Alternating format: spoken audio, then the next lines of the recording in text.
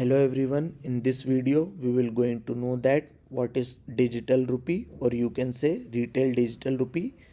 But before starting, I want to tell you that I will use both language, Hindi and English, for explaining so that everyone can understand. Okay, so let's begin this. Here is the definition of digital rupee. The retail digital rupee will be in the form of digital token represent legal tender.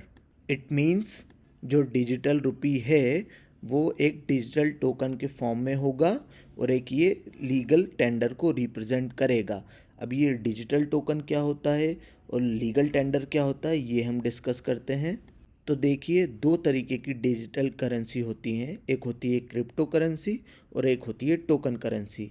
अब इनके बीच में difference क्या होता है वो हम देखते हैं।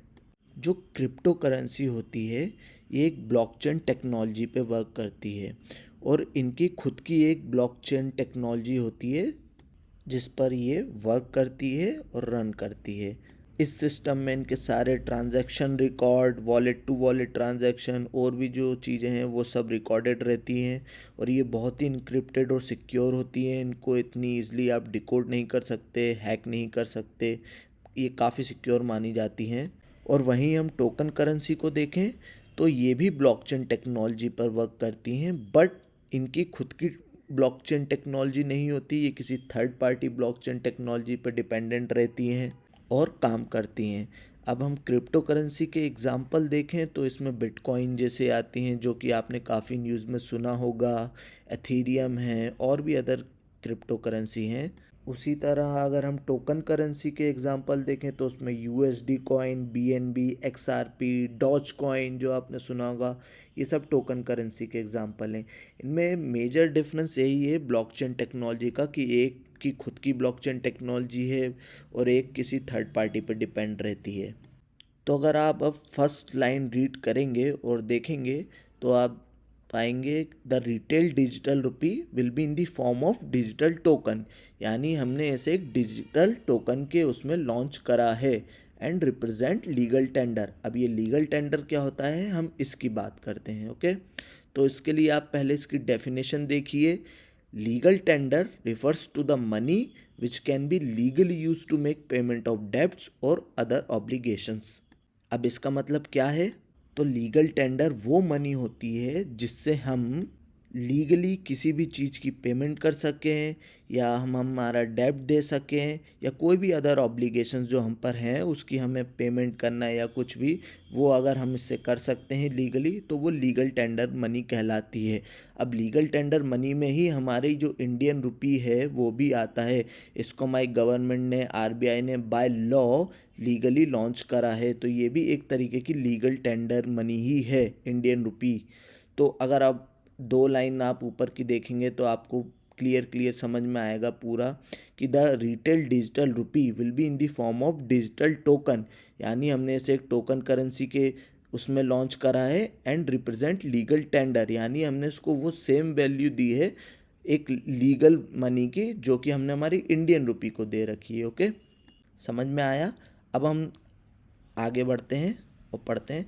The RBI will issue the digital currency in the same denomination that the paper currency and coins are issued, it will be distributed through selected banks. मतलब आरबीआई डिजिटल रुपी को सेम डिनोमिनेशन में निकालेगी जिसमें हमारी Indian rupee के paper currency और coins issue हो चुके हैं, जैसे 10 रुपीज़, 20 रुपीज़, 150 रुपीज़, 2000 रुपीज़। इसी डिनोमिनेशन में भी डिजिटल रुपी लॉन्च होगा। ओके, और लोग जो हैं इसे ईजिली ई रुपी को डिजिटल वॉलेट में ले सकेंगे, जो अभी बैंक जिस बैंक को सिलेक्ट करा गया है उससे, और ईजिली ट्रांजैक्शन भी हो सकेंगे। वॉलेट टू वॉलेट आप लोग ईजिली ट्रांजैक्ट कर सकोगे, कोई भी दिक्कत नहीं आएगी। और इस ई रुपी को आप अपने मोबाइल फ़ोन्स और अदर स्मार्ट डिवाइसेस में भी स्टोर करके रख सकते हैं। ओके, आगे बढ़ते हैं। एक नोट है कि this scheme is launched on pilot basis, यानी on selected place right now. मतलब इसको अभी एक बहुत सिलेक्टेड प्लेस पे लॉन्च करा गया है, कुछ सिलेक्टेड सिटीज़ इसके लिए सिलेक्ट करी गई हैं, और अगर ये वहाँ सक्सेसफुल होती है तो फिर इसे पैन इंडिया लेवल पे लॉन्च करा जाएगा। ठीक है, coming on to the next slide. यहाँ लिखा है 4 banks are involve in the control launch, यानी 4 बैंक अभी इसके लिए सिलेक्ट करी गई हैं इस स्कीम के लिए, which is state bank of India, ICICI bank, yes bank and IDFC first bank.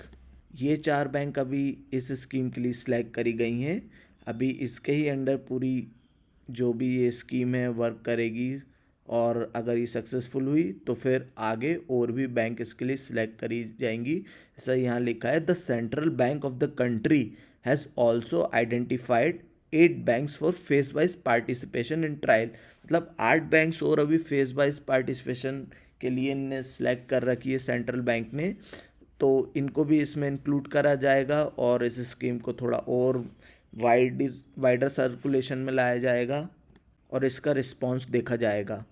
Now during the union budget 2022, union finance minister Nirmala Sitharaman had announced that the central bank will be rolling out its digital currency soon। 2022 के union budget में निर्मला सीतारमन जी ने इस scheme को announce करा था कि central bank इसको जल्दी ही डिजिटल करेंसी लॉन्च करने वाली है, ये उनने बजट में बताया था। अब हम देखते हैं how it is different from Paytm and Google पे। तो इस स्कीम के लॉन्च होने के बाद बहुत सारी बातें हो रही थी कि ये किस तरीके से डिफरेंट है पेटीएम एंड गूगल से, ये भी तो सेम ही काम कर रही है जैसे पेटीएम और गूगल करते हैं, तो क्या डिफरेंट है, क्या इनके बीच में कंपटीशन होगा कि नहीं।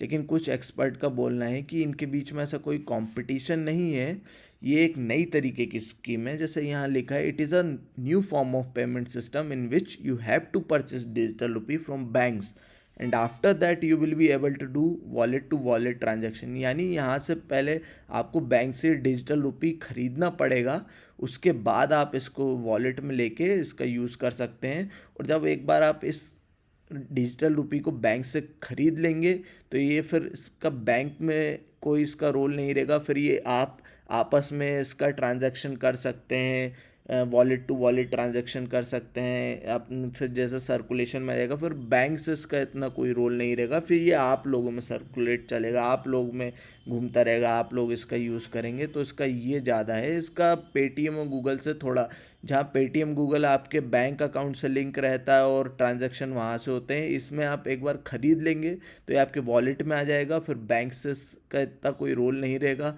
हाँ, आप वापस इसके थ्रू आपके बैंक में करवा सकते हैं काम, लेकिन एक बार अगर आपके अकाउंट में आ गया तो आप स्टोर पे और अपने दोस्तों के बीच में जैसा भी आप इसका यूज़ करना चाहें कर सकते हैं।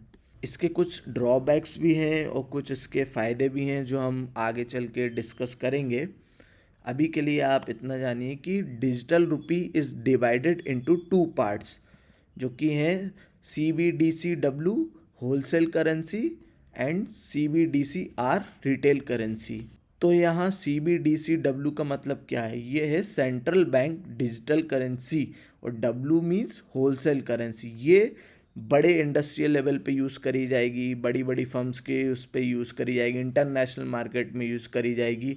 वहीं CBDCR central bank digital currency, R means retail currency, ये हम जैसे नॉर्मल लोग यूज़ करेंगे डेली लाइफ में हमारे। तो ये 2 पार्ट्स में इसको लॉन्च करा गया है। और digital rupee transaction can be done both person to person and person to merchant, यानी हम पर्सन टू पर्सन तो यूज़ कर ही सकते हैं और मर्चेंट के साथ भी यूज़ कर सकते हैं। इसके बहुत सारे यूजेस आगे जाके और भी बढ़ेंगे, फ़िलहाल अभी के लिए इतना ही जितना हमें बताया गया है ये सब है। तो ये सब डिजिटल रुपी के बारे में जितनी इन्फॉर्मेशन थी वो मैंने आपके साथ डिस्कस करी। आई होप आप लोगों को इससे कुछ इन्फॉर्मेशन मिली होगी, और अगर मिली है तो मेक श्योर लाइक करें, एंड हम आगे भी नए नए टॉपिक डिस्कस करेंगे। Thank you so much, have a nice day, bye.